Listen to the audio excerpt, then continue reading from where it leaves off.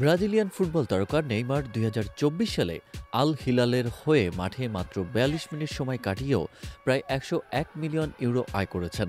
মূলত তিনি প্রতি মিনিটে প্রায় ২৪ লাখ ইউরো আয় করেছেন, যা বাংলাদেশি মুদ্রায় প্রায় ৩০ কোটি টাকার সমতুল্য।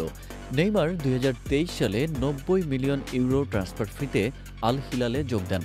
তবে ইনজুরির কারণে ২০২৪ সালে তিনি মাঠে খুব কম সময় কাটাতে পেরেছেন। গুরুতর এসিএল ইনজুরির কারণে তিনি মাত্র ৫টি ম্যাচ খেলেই মাঠ থেকে ছিটকে যান।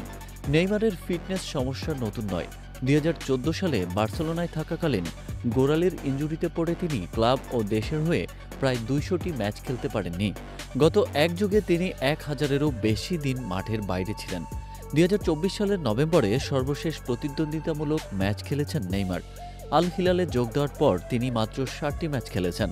ইনজুরির কারণে দীর্ঘ সময় মাঠের বাইরে থাকায় তার ভবিষ্যতের দীর্ঘমেয়াদী চুক্তি নিয়ে শঙ্কা রয়েছে।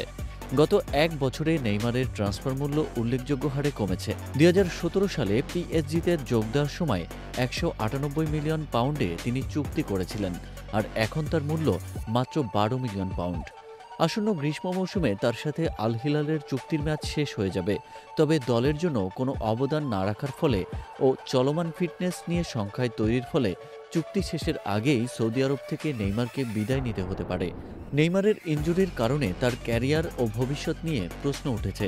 তবে তার প্রতিভা ও অতীত সাফল্য বিবেচনায় তিনি দ্রুত সুস্থ হয়ে মাঠে ফিরতে পারবেন বলে আশা করা হচ্ছে।